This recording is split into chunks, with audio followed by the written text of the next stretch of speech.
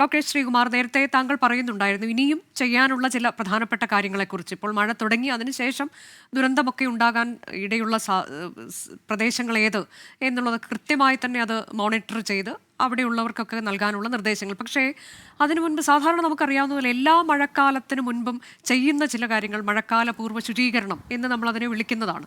ഓടകളും കാനകളും ഒക്കെ വൃത്തിയാക്കുക, അതുപോലെ തന്നെ ഈ മരക്കൊമ്പുകൾ വെട്ടുക, മരച്ചില്ലകൾ വെട്ടുക എന്നുള്ളതൊക്കെ അതൊക്കെ നമ്മൾ എല്ലാ വർഷവും ചെയ്യുന്ന കാര്യം തന്നെയാണ്. ഇക്കുറി നേരത്തെ മൺസൂൺ എത്തി എന്നുള്ളത് കൊണ്ട് പക്ഷേ നമ്മൾ അത്തരം കാര്യങ്ങളിൽ ഒരു വീഴ്ച വരുത്തി എന്നുള്ളത് നമുക്ക് ന്യായീകരിക്കാൻ കഴിയുന്നതല്ല.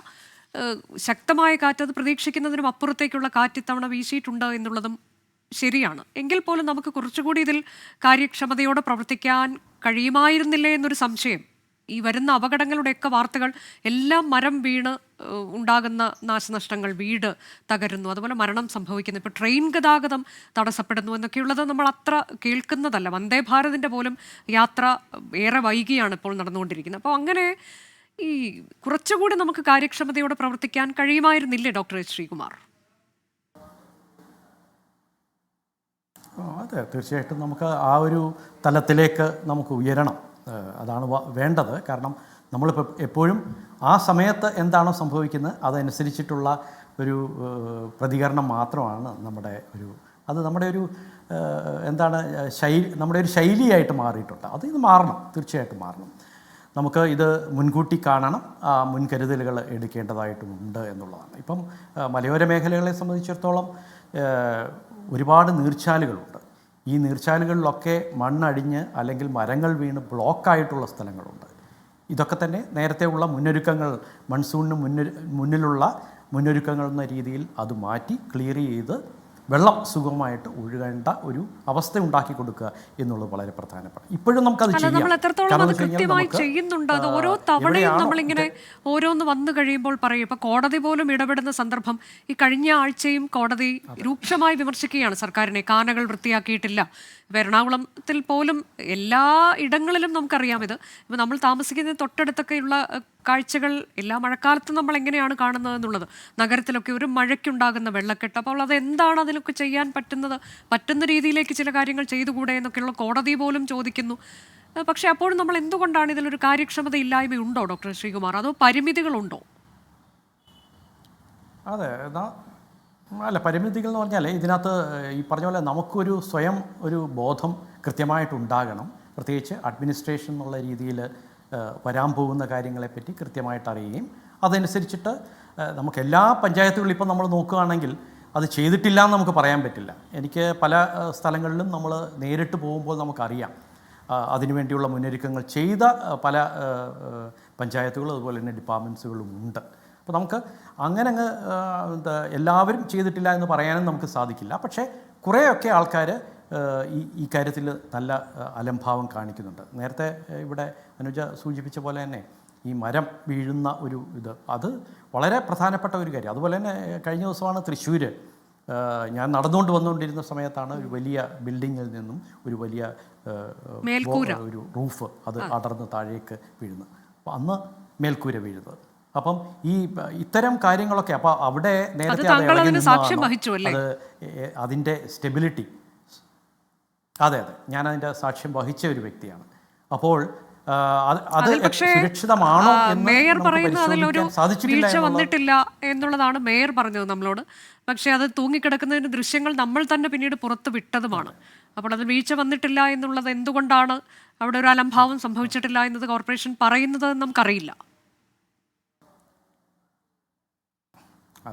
അതെ, അപ്പം നമുക്ക് ഇത്തരം കാര്യങ്ങളൊക്കെ ശ്രദ്ധിക്കേണ്ടതായിട്ടുണ്ട്. എല്ലാ തദ്ദേശ സ്വയംഭരണ സ്ഥാപനങ്ങളും ഈ കാര്യത്തിലൊക്കെ കൂടുതൽ ജാഗ്രത കാണിക്കണം എന്നുള്ളത് തന്നെയാണ് കാണുന്നത്. പ്രത്യേകിച്ച് കാറ്റ്, ഇവിടെ നേരത്തെ സൂചിപ്പിച്ചവനാണ്, കാറ്റ് വലിയ പ്രശ്നങ്ങൾ ഉണ്ടാക്കിക്കൊണ്ടിരിക്കുന്ന ഒരു കാലഘട്ടമാണിപ്പോൾ. അതിതീവ്ര കാലാവസ്ഥയുമായിട്ടൊക്കെ ബന്ധപ്പെട്ട് ഈ കാറ്റുണ്ടാക്കുന്ന പ്രശ്നങ്ങൾ തന്നെ നമുക്ക് ഈ മരം വീഴുന്നതും അതുപോലെ തന്നെ ഇത്തരത്തിലുള്ള വലിയ ഫ്ലക്സ് ബോർഡുകളും ഒക്കെ താഴെ വീഴുന്നതും അതുണ്ടാക്കുന്ന ഇത് വളരെ കൂടുതലായിട്ട് ഇന്ന് കാണുന്നുണ്ട്. അതിന് പ്രത്യേക തരത്തിലുള്ള ഒരു ജാഗ്രത നമുക്ക് നേരത്തെ ചെയ്യേണ്ടതാണ്. ഇനിയും ഒരു പക്ഷേ നമ്മൾ ആ തരത്തിൽ ഇനിയത്തെ ഇതിൽ ഒരു സ്റ്റാൻഡേർഡ് ഓപ്പറേഷൻ പ്രൊസീജിയർ ചെയ്യുമ്പം അത് കണ്ട് ചെയ്യേണ്ടതിരിക്കുന്നു എന്നുള്ളത് വളരെ പ്രധാനപ്പെട്ട. അതിൽ മറ്റൊന്നിപ്പോൾ അതുപോലെ തന്നെ ജനങ്ങൾ റോഡുകളുടെ അവസ്ഥ. ഡോക്ടർ ഇപ്പോൾ റോഡുകൾ ശ്രീകുമാർ നമ്മൾ അതെ പറയുമ്പോൾ റോഡുകളിലേക്ക് വരാം. അതിനും ഇപ്പം ജനങ്ങൾക്ക് സ്വയം ചെയ്യാൻ പറ്റുന്ന ചില കാര്യങ്ങൾ കണ്ടു കഴിഞ്ഞാൽ നമ്മളെ ആരെ അറിയിക്കണം എന്നുള്ളത് ജനങ്ങൾക്ക് അറിയില്ല, എന്താണ് ചെയ്യേണ്ടതെന്ന് അറിയില്ല. അപ്പോൾ അങ്ങനെ ചില കാര്യങ്ങളുണ്ടല്ലോ. ഇപ്പോൾ കഴിഞ്ഞ ദിവസം ഒരു പോസ്റ്റ് വീണ് ഒരു സ്കൂട്ടർ യാത്രികൻ്റെ ദാരുണാന്ത്യം ഉണ്ടായി എന്ന വാർത്ത നമ്മൾക്ക് ഏറെ ദുഃഖത്തോടെയാണ് കണ്ടത്. നമുക്കൊപ്പം മുൻപുണ്ടായിരുന്ന ഒരു ആൾ, നമ്മുടെ പഴയ ഒരു സഹപ്രവർത്തകൻ്റെ അച്ഛനാണ് മരണമടഞ്ഞത് എന്നുള്ളത് കൂടി അറിയുമ്പോൾ നമ്മളുടെ ദുഃഖം അത് കൂടുതൽ തീവ്രമാവുകയും ചെയ്തിരുന്നു. ഈ പോസ്റ്റ് അവിടെ മറിഞ്ഞു വീണു എന്നുള്ളത് പോലീസിനെയൊക്കെ അറിയിച്ചതാണ്. പക്ഷേ പോലീസിൻ്റെ ഭാഗത്തുനിന്ന് വലിയ വീഴ്ചയുണ്ടായിട്ടുണ്ട് എന്ന് നാട്ടുകാർ അന്ന് പറയുന്നുണ്ടായിരുന്നു. ഇതെന്തുകൊണ്ടാണ് ഇങ്ങനെ സംഭവിച്ചത് എന്നത് അതൊരു ചോദ്യമല്ലേ? പോലീസിനതിൽ അവിടെ വലിയൊരു ഇടപെടൽ നടത്തേണ്ടുന്ന സമയമായിരുന്നു, പക്ഷെ അത് ചെയ്തില്ല. എന്നാൽ അവിടെ ആളുകൾക്ക് മുന്നറിയിപ്പ് കൊടുക്കേണ്ടുന്നത് അത് ചെയ്തില്ല. ഇതൊന്നും ചെയ്യാതെയാണ്, ഒരു ജീവനാണ് നഷ്ടപ്പെട്ടത്, മറ്റൊരാൾക്ക് ഗുരുതരമായി പരിക്കേൽക്കുകയും ചെയ്തു. അപ്പോൾ ഇങ്ങനെയുള്ള ചില കാര്യങ്ങൾ വരുമ്പോൾ ഇത് കണ്ട് ഇരിക്കുന്ന ഒരു നാട്ടുകാരൻ എന്ത് ചെയ്യണം? അവർ KSEB വിളിച്ചാൽ ചിലപ്പോൾ ഒരു പ്രതികരണവും ഉണ്ടാകുന്നില്ല. ഇപ്പോൾ KSEBക്കാരെ നമ്മളൊന്നും ഒരിക്കലും കുറച്ച് കാണുകയല്ല. അവർ ചെയ്യുന്ന പണി എന്ന് പറയുന്നത് വലിയ ജോലിയാണ്, പ്രത്യേകിച്ച് ഈ സമയത്തൊക്കെ അവർ ചെയ്തുകൊണ്ടിരിക്കുന്നത്. പക്ഷെ എങ്കിൽ പോലും അടിയന്തരമായി ചില ഘട്ടങ്ങളിൽ ഒരു അടിയന്തര ഇടപെടൽ അത് വേണ്ടതുണ്ടല്ലോ.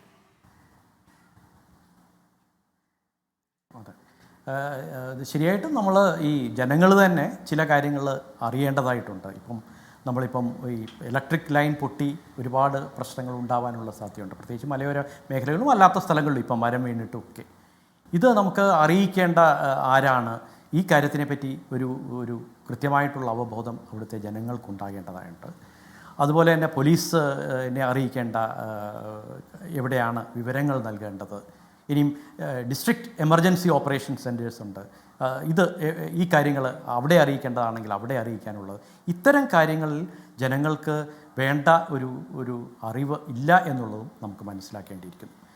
അപ്പോൾ ഇതിനൊരു കൃത്യമായിട്ടുള്ള അവയർനെസ് തന്നെ ഒരു ദുരന്ത നിവാരണത്തിൽ അല്ലെങ്കിൽ ദുരന്ത ലഘൂകരണത്തിന് വേണ്ടിയുള്ള തയ്യാറെടുപ്പുകൾ എങ്ങനെ ജനങ്ങൾ എന്തൊക്കെയാണ് ചെയ്യേണ്ടത്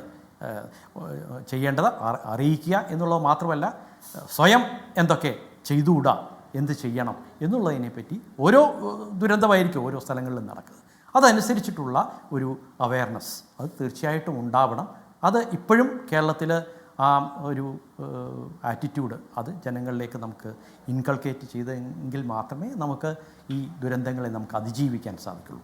അതിനൊരു ശ്രമം തീർച്ചയായിട്ടും ഉണ്ടാവേണ്ടതാണ്. അതെ, ചില ടോൾ ഫ്രീ നമ്പറുകളൊക്കെ ഉണ്ട്, പക്ഷേ ആ ടോൾ ഫ്രീ നമ്പർ ഏത് എന്നുള്ളത് അറിയില്ല, എന്താണ് ചെയ്യേണ്ടതെന്ന് അറിയില്ല. അപ്പോൾ അങ്ങനെയുള്ള കാര്യങ്ങളിൽ ജനങ്ങൾക്ക് കൂടി അവബോധം ലഭിക്കുക എന്നുള്ളതും വളരെ പ്രധാനമാണ്.